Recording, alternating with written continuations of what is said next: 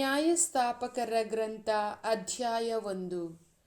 ಯೆಹೋಶುವನು ಮರಣ ಹೊಂದಿದ ಬಳಿಕ ಇಸ್ರಾಯೇಲರು ಕಾನಾನ್ಯರೊಡನೆ ಯುದ್ಧ ಮಾಡಲು ತಮ್ಮಲ್ಲಿ ಯಾವ ಕುಲ ಮುಂದಾಗಿ ಹೋಗಬೇಕೆಂದು ಸರ್ವೇಶ್ವರ ಸ್ವಾಮಿಯನ್ನು ವಿಚಾರಿಸಿದರು. ಯಹೂದ ಕುಲ ಹೋಗಲಿ, ಇಗೋ ನಾಡನ್ನು ಅವರ ಕೈಗೆ ಒಪ್ಪಿಸಿದ್ದೇನೆ ಎಂದರು ಸರ್ವೇಶ್ವರ. ಆಗ ಯಹೂದ ಕುಲದವರು ತಮ್ಮ ಸೋದರರಾದ ಸಿಮಿಯೋನ್ಯರಿಗೆ, ಕಾನಾನ್ಯರೊಡನೆ ಯುದ್ಧ ಮಾಡಲು ನೀವು ನಮ್ಮ ಸಂಗಡ ನಮ್ಮ ಸ್ವಂತ ಪ್ರಾಂತ್ಯಕ್ಕೆ ಬನ್ನಿ, ಅನಂತರ ನಾವು ನಿಮ್ಮ ಸಂಗಡ ನಿಮ್ಮ ಸ್ವಂತ ಪ್ರಾಂತ್ಯಕ್ಕೆ ಬರುತ್ತೇವೆ ಎಂದು ಹೇಳಿದರು.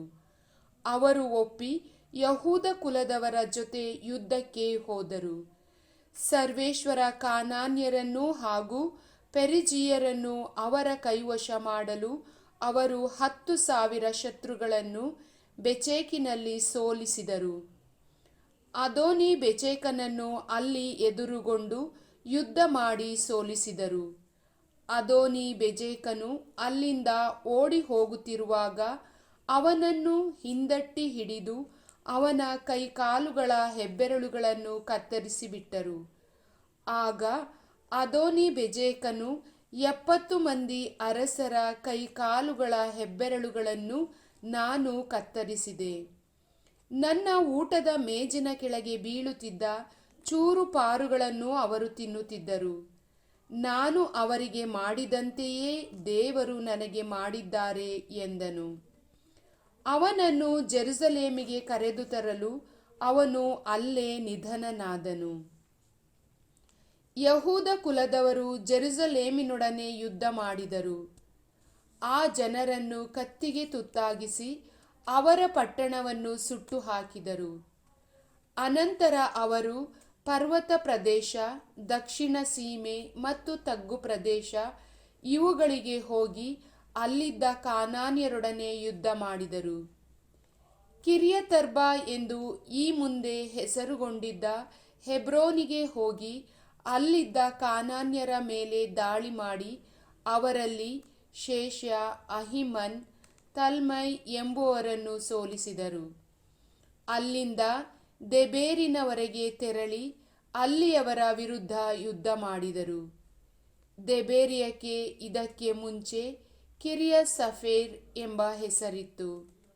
ಕಿರ್ಯಸಫೇರನ್ನು ಹಿಡಿದುಕೊಳ್ಳುವವನಿಗೆ ತನ್ನ ಮಗಳು ಅಕ್ಷಾ ಎಂಬಾಕೆಯನ್ನು ಕೊಟ್ಟು ಮದುವೆ ಮಾಡುವುದಾಗಿ ಕಾಲೇಬನು ಹೇಳಿದ್ದನು. ಅಂತೆಯೇ ಅವನ ತಮ್ಮನೂ ಕೆನಜನ ಮಗನೂ ಆದ ಒತ್ನಿಯೇಲನು ಅದನ್ನು ಹಿಡಿದುಕೊಂಡಾಗ ಕಾಲೇಬನು ತನ್ನ ಮಗಳು ಅಕ್ಷಾ ಎಂಬಾಕೆಯನ್ನು ಆತನಿಗೆ ಮದುವೆ ಮಾಡಿಕೊಟ್ಟನು. ಆಕೆ ಬಂದಾಗ ತನ್ನ ತಂದೆಯ ಬಳಿ ಭೂಮಿಯನ್ನು ಕೇಳುವಂತೆ ಗಂಡನನ್ನು ಪ್ರೇರೇಪಿಸಿದಳು. ಆಕೆ ಕತ್ತೆಯಿಂದ ಇಳಿಯುವಾಗ ಕಾಲೇಬನು, ನಿನಗೇನು ಬೇಕು ಎಂದು ಕೇಳಲು ಅವಳು, ನನ್ನನ್ನು ಬೆಂಗಾಡಿಗೆ ಬಿಟ್ಟುಬಿಟ್ಟಿರಿ, ಬುಗ್ಗೆಗಳಿರುವ ಭೂಮಿಯನ್ನು ದಾನವಾಗಿ ಕೊಡಿ ಎಂದಳು.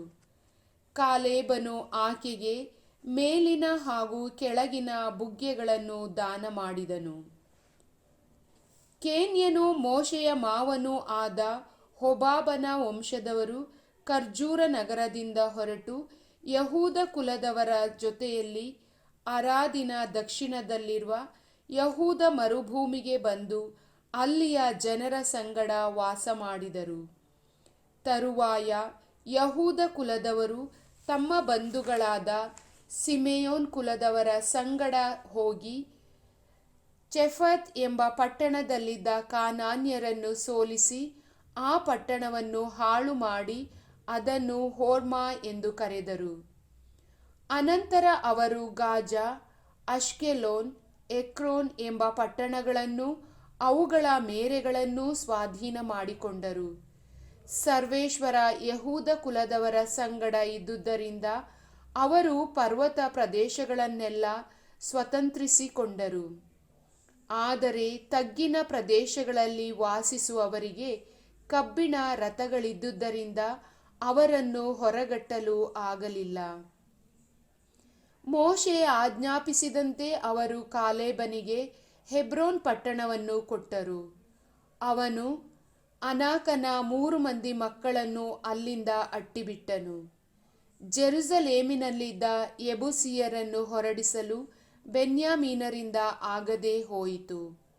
ಅವರು ಇಂದಿನವರೆಗೂ ಬೆನ್ಯಾಮೀನರ ಸಂಗಡ ಜೆರುಸಲೇಮಿನಲ್ಲೇ ವಾಸವಾಗಿದ್ದಾರೆ.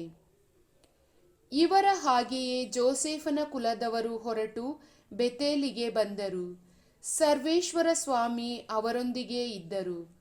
ಅವರು ಲೂಜ್ ಎಂದು ಕರೆಯಲಾದ ಬೆತೇಲ್ ಊರನ್ನು ಸಂಚರಿಸಿ ನೋಡಲು ಗೂಢಚಾರರನ್ನು ಕಳುಹಿಸಿದರು. ಇವರು ಆ ಊರೊಳಗಿಂದ ಬರುತ್ತಿದ್ದ ಒಬ್ಬ ವ್ಯಕ್ತಿಯನ್ನು ಕಂಡು, ದಯಮಾಡಿ ಪಟ್ಟಣದೊಳಗೆ ನುಗ್ಗಬಹುದಾದ ದಾರಿಯನ್ನು ನಮಗೆ ತೋರಿಸಿಕೊಡು, ನಾವು ನಿನಗೆ ಒಳ್ಳೆಯದನ್ನೇ ಮಾಡುತ್ತೇವೆ ಎಂದರು. ಅವನು ಅವರಿಗೆ ಆ ದಾರಿಯನ್ನು ತೋರಿಸಿದನು. ಹೀಗೆ ಅವರು ಆ ಪಟ್ಟಣವನ್ನು ಕತ್ತಿಗೆ ತುತ್ತಾಗಿಸಿದರು. ಆದರೆ ಆ ವ್ಯಕ್ತಿಯನ್ನು ಮತ್ತು ಅವನ ಕುಟುಂಬದವರನ್ನು ಕಳುಹಿಸಿಬಿಟ್ಟರು. ಅವನು ಹಿತ್ತಿಯರ ದೇಶಕ್ಕೆ ಹೋಗಿ ಒಂದು ಪಟ್ಟಣವನ್ನು ಕಟ್ಟಿಕೊಂಡು ಅದಕ್ಕೆ ಲೂಜ್ ಎಂದು ಹೆಸರಿಟ್ಟನು. ಅದಕ್ಕೆ ಇಂದಿನವರೆಗೂ ಅದೇ ಹೆಸರು ಉಳಿದಿದೆ. ಮನಸ್ಸೆ ಕುಲದವರು ಬೇತ್ ಷೆಯಾನ್, ತಾನಕ್, ದೋರ್, ಇಬ್ಲೆಯಾಮ್, ಮೆಗಿದ್ದೋ ಎಂಬ ಪಟ್ಟಣಗಳನ್ನೂ ಅವುಗಳ ಗ್ರಾಮಗಳನ್ನೂ ಸ್ವಾಧೀನ ಮಾಡಿಕೊಳ್ಳಲಿಲ್ಲ. ಆದುದರಿಂದ ಕಾನಾನ್ಯರು ಆ ಪ್ರಾಂತ್ಯಗಳಲ್ಲೇ ವಾಸಿಸುವುದಕ್ಕೆ ನಿರ್ಧರಿಸಿಕೊಂಡರು. ಇಸ್ರಾಯೇಲರು ಬಲಗೊಂಡ ಮೇಲೆ ಅವರನ್ನು ದಾಸತ್ವದಲ್ಲಿ ಇಟ್ಟುಕೊಂಡರೇ ಹೊರತು ಅಲ್ಲಿಂದ ಅಟ್ಟಿಬಿಡಲಿಲ್ಲ. ಎಫ್ರಾಯಿಂ ಕುಲದವರು ಗೆಜೆರಿನಲ್ಲಿದ್ದ ಕಾನಾನ್ಯರನ್ನು ಹೊರಡಿಸಿಬಿಡಲಿಲ್ಲ. ಆದುದರಿಂದ ಅವರು ಅವರ ನಡುವೆಯೇ ವಾಸಿಸಿದರು. ಜೆಬುಲೋನ್ ಕುಲದವರು ಕಿಟ್ರೋನ್, ನಹಲೋಲ್ ಎಂಬ ಪಟ್ಟಣಗಳ ನಿವಾಸಿಗಳನ್ನು ಅಟ್ಟಿಬಿಡಲಿಲ್ಲ. ಆದರೆ ಆ ಕಾನಾನ್ಯರು ಅವರಿಗೆ ಗುಲಾಮರಾಗಿ ಅವರ ಮಧ್ಯದಲ್ಲೇ ವಾಸ ಮಾಡಿದರು. ಆಶೇರ ಕುಲದವರು ಅಕ್ಕೋ, ಚಿದೋನ್, ಅಹಲಾಬ್, ಅಕ್ಜೀಬ್, ಹೆಲ್ಪ, ರೆಹೋಬ್ ಎಂಬ ಪಟ್ಟಣಗಳನ್ನು ಸ್ವಾಧೀನ ಮಾಡಿಕೊಳ್ಳಲಿಲ್ಲ. ಅವರು ಆ ದೇಶದ ಕಾನಾನ್ಯರನ್ನು ಹೊರಡಿಸದೆ ಅವರ ಮಧ್ಯದಲ್ಲೇ ವಾಸ ಮಾಡಿದರು. ನಫ್ತಾಲಿ ಕುಲದವರು ಬೇತ್ ಶೆಮೆಶ್, ಬೆತನಾತ್ ಎಂಬ ಊರುಗಳನ್ನು ಸ್ವತಂತ್ರಿಸಿಕೊಳ್ಳದೆ ಅಲ್ಲಿಯ ನಿವಾಸಿಗಳಾದ ಕಾನಾನ್ಯರ ಮಧ್ಯದಲ್ಲೇ ವಾಸ ಮಾಡಿದರು ಮತ್ತು ಆ ಬೇತ್ ಶೆಮೆಶ್, ಬೆತನಾತ್ ಊರುಗಳ ಜನರು ಅವರಿಗೆ ಗುಲಾಮರಾದರು. ಇದಲ್ಲದೆ ಅಮೋರಿಯರು ದಾನ್ ಕುಲದವರನ್ನು ತಗ್ಗಿನ ಪ್ರದೇಶಕ್ಕೆ ಇಳಿಯಗೊಡದೆ ಹಿಂದಟ್ಟಿ ಬೆಟ್ಟಗಳಿಗೆ ಓಡಿಸಿಬಿಟ್ಟರು.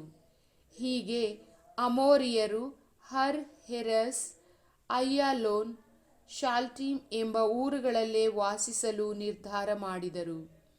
ಆದರೆ ಜೋಸೆಫ್ ಕುಲದವರ ಪ್ರಭಾವ ಹೆಚ್ಚಾದ ಮೇಲೆ ಅವರಿಗೆ ಗುಲಾಮರಾದರು.